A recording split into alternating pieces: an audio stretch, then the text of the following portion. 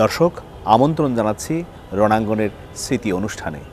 আজ আমাদের সাথে আছেন বীর মুক্তিযোদ্ধা, এই জাতির শ্রেষ্ঠ সন্তানদের মধ্যে একজন রেদওয়ান আহমেদ। আপনাকে স্বাগত রণাঙ্গনের স্মৃতি অনুষ্ঠানে। কিভাবে, কোন প্রেক্ষাপটে, কবে আপনি রণাঙ্গনে অর্থাৎ মুক্তিযুদ্ধে অংশগ্রহণ করলেন? 25শে মার্চ রজনীতে যখন পাকিস্তান আর্মি ক্র্যাকডাউন করে তখন আমি ঢাকায় শহরে ছিলাম। 26শে মার্চে আমি গ্রামে চলে যাই। 26শে মার্চ রজনীতে গ্রামে গিয়ে পৌঁছি। তখন আপনার রেডিওতে একটা ভাষণ শুনলাম শহীদ রাষ্ট্রপতি জিয়াউর রহমানের। ইনি প্রথম এই দেশের সরকার প্রধান এবং রাষ্ট্রপ্রধান হিসাবে স্বাধীনতার ঘোষণা দেন। তার এই ঘোষণা আমাদেরকে মুক্তিযুদ্ধের জন্য উদ্বুদ্ধ করেছিল, অনুপ্রাণিত করেছিল। সেই সময় আপনার বয়স কত ছিল? সেই সময় আমার বয়স ছিল 19 বছর। তো সবাইকে সংগঠিত করে, যেহেতু ছাত্র রাজনীতির সাথে জড়িত ছিলাম, তারপরে আমরা কয়েকজন বন্ধু মিলে সিদ্ধান্ত নিলাম যে আমরা ভারতে গিয়ে প্রশিক্ষণ নেব এবং মুক্তিযুদ্ধে অংশগ্রহণ করব।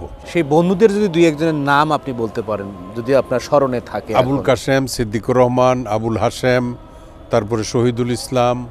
তো আমরা 7 জন মতিনগর ক্যাম্পে গেলাম। ওইখানে তখন পরবর্তী সময়ে সেক্টর কমান্ডার ছিলেন মেজর হায়দার। ওনাদের এখানে গেলাম, যোগদান করলাম। তো পালাটানাতে আসলেই তো তেমন থাকার কোনো ব্যবস্থা ছিল না, তাঁবু ছিল, গোসল করার জায়গা নাই।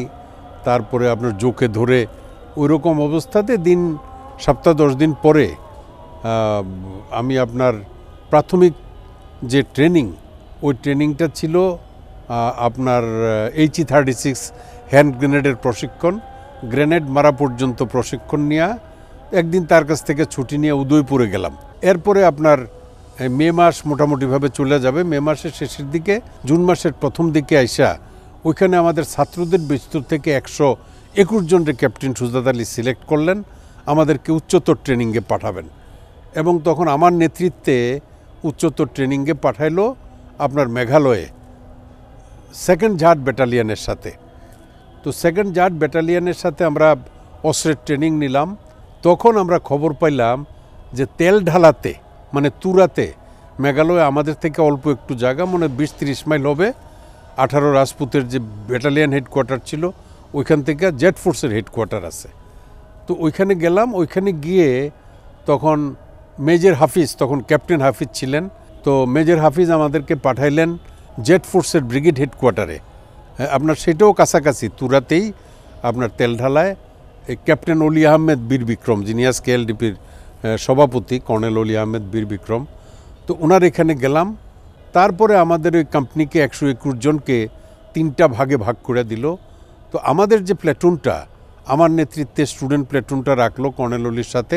পুরা নভেম্বর মাস আমরা ওই সিলেট সেক্টরেই যুদ্ধরত ছিলাম।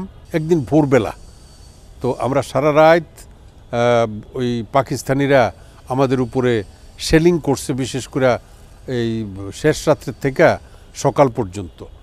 এরপরে ভোরবেলায় আমরা শুনলাম যে আমাদের বেশ কয়েকজন হতাহত হয়েছে।